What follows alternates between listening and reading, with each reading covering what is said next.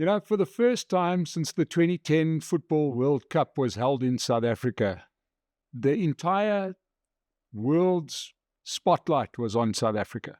We took center stage.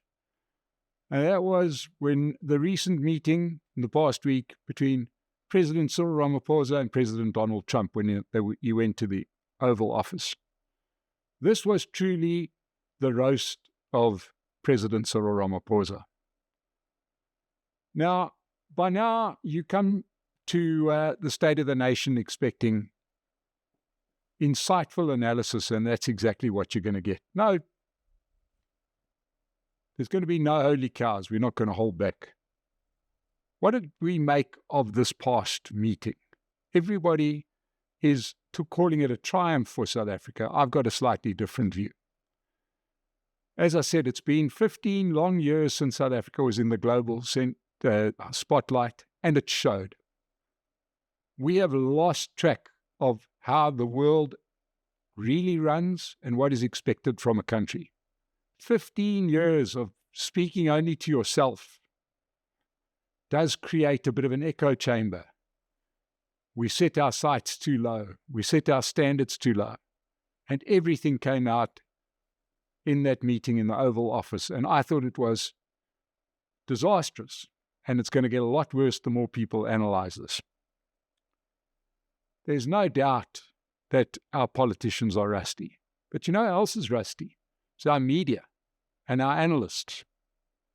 Many people in the media are calling this a triumph. And I couldn't help thinking that if you could call that meeting a triumph, you're probably the same person that when you get told that your friend's house was broken into and he was tied up and him and his wife were tied up and everybody, all their goods were stolen from the house. We have that wonderful South African thing of saying in that situation, well, at least you weren't killed, as if that's okay. And I think that's what the media took out of this, was to say it was a triumph because at least President Ramaphosa wasn't mauled. But he was mauled. Let's talk about what happened in this meeting. Can you imagine that a president of a country, a president of a sovereign nation, and not just somebody who's taken office in a recent election, but somebody who's been in power representing a party that's been in power for more than 30 years. When he's faced with the accusation that there's a genocide in his country, his excuse or his justification is to say, no, sir, we do not have a white genocide in South Africa. In actual fact, what we've got is rampant crime which is out of control. As if that's a good enough answer. We control the police, but crime is out of control. It is the duty of any government to protect its citizens. That's really why we have government, in the first instance, is to protect its citizens. That's the deal. You get into power, you have got the monopoly on power, so it's said, therefore you should be in charge. You run the criminal justice system, therefore catch these people and put them away. No. In South Africa, we have to say it's not a genocide. It's just out of control crime. And if you think it's bad amongst white farmers, you should see how bad it is in the townships, as if that suddenly makes it okay. He then gets the president of COSATU, the trade union that's probably done more to stifle our economic growth than anybody, Singiswa Losi, to talk about South Africa. And she says, no, if you think murder is bad in the townships and on the farms, you should see how old black women get raped in the townships. As if that makes it better. And everybody, that you read any newspaper and they say, what a triumph. Cyril came out, with his head held high. He was dignified. Dignified in telling the world that you've lost control? Are you mad? So let's have a look at this. The two parties went into this particular meeting, one would imagine, with objectives. I want to first look at, what do you suppose Donald Trump's objective was? We know going into this meeting, there was a lot of talk about the white genocide, but there was also a lot of talk about Expropriation Act, employment equity, some of the other racist laws that we've got on our rule book.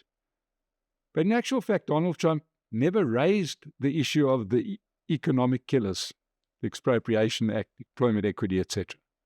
He focused purely on white genocide. And he pulled out the trick, dimming the lights, showing the videos. And a lot of the video was centered around showing ex-ANC leaders, who are now leaders of their own parties, telling their followers to kill white people.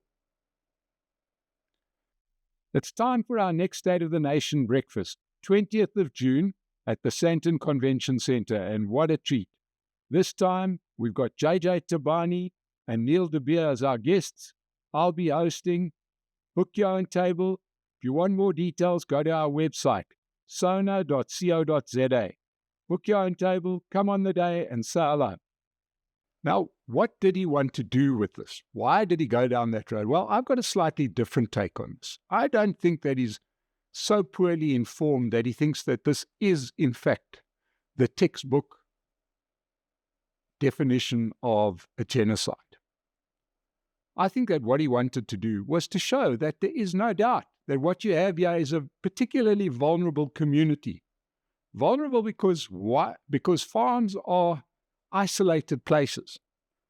Remember, even in the old South Africa, there was a commando system where all of these farms used to speak to each other and they were armed and they used to come to each other's defense, because farms are, by definition, in a country where you've got a history of violence and crime, can be extremely vulnerable places. Thabo Mbeki then made sure that he did away with the commando system because he wasn't too happy about armed white people roaming the rural areas. But in any case, leaving those farms even more vulnerable. So what happened is probably rampant crime. Farmers started to get killed in a more and more vicious manner. And the numbers mount up, and the photos mount up, and the newspaper reports mount up. And you put it all together and it looks pretty grim. So what you have is you have a very, very, very bad situation where a lot of farmers got killed. Is it genocide or not?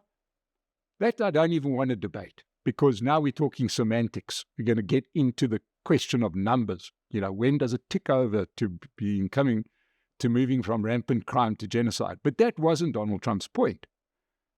Now, we know that one of these biggest problems that he's had with South Africa is that we took America's very close ally, Israel, to the International Court of Justice on the charge of genocide, which is a very serious charge.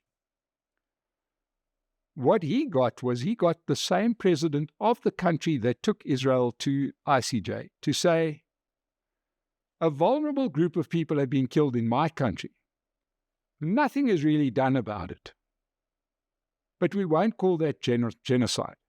But we are taking Israel to court because a vulnerable group of people in their country got killed. So we'll call that genocide. It doesn't play well in the media. Now, I know there'll be a lot of people that would be criticizing, saying it's the scale that matters, it's this, it's that. Well, that's why Donald Trump has continually said he doesn't want to see any murders, any deaths. Now, when does that clock tick over? When does it go from rampant crime to genocide? Well, I don't know. Sometimes it's starting to look like it depends who the perpetrator is.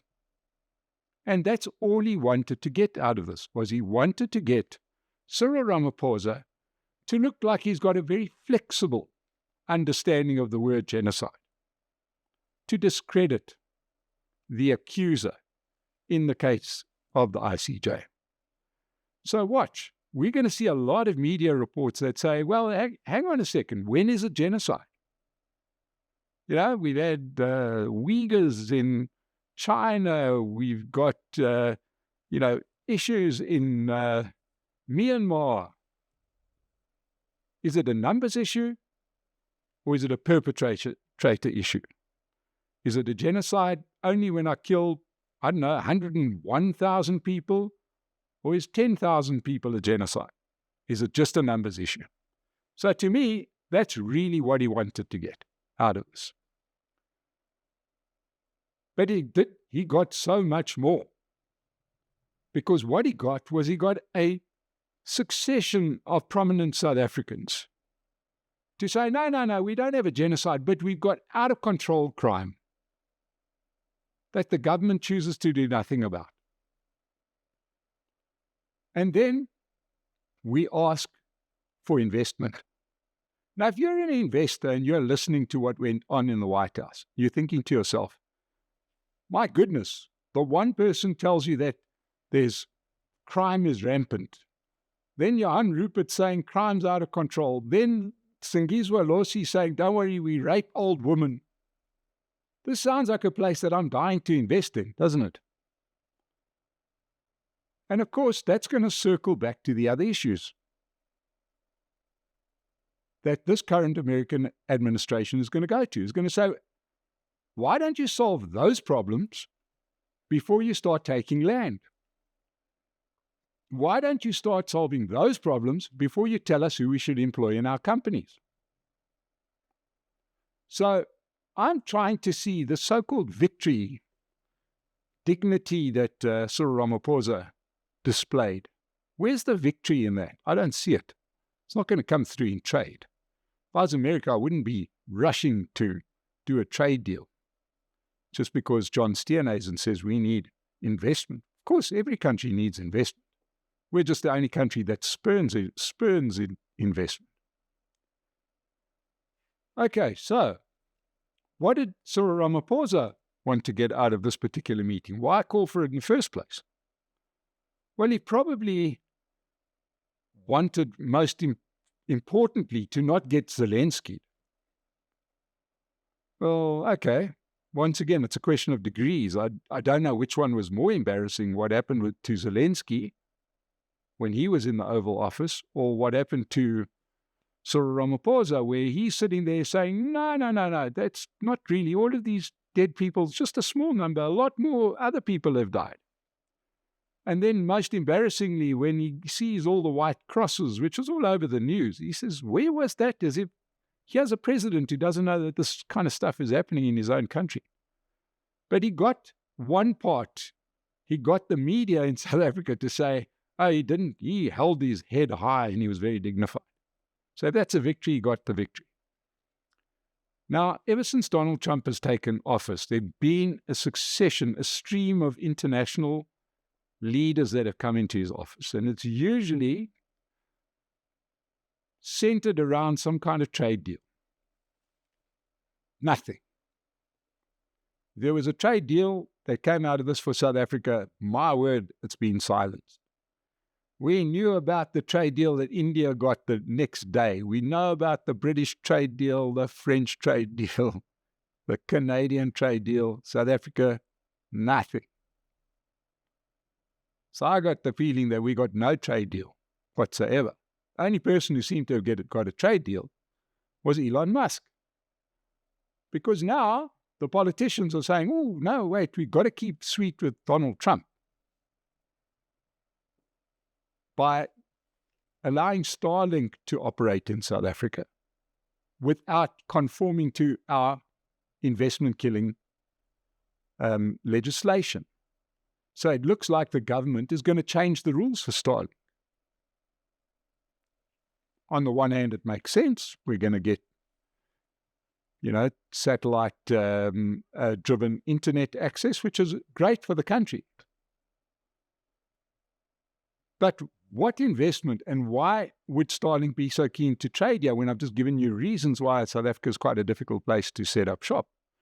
Well, it's not a difficult place to set up shop for that kind of business because they're not going to build any infrastructure here. They've already got the infrastructure. They're in the space. All they need to do is press a button.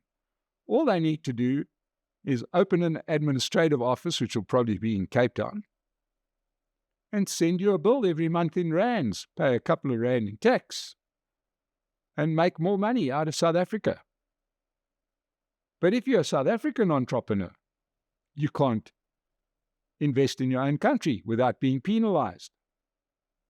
Because if you're a South African industrialist, you're going to have to set up that factory. You're going to have to employ people and comply with employment equity. You run the risk of having your property taken away from you and your intellectual property as well.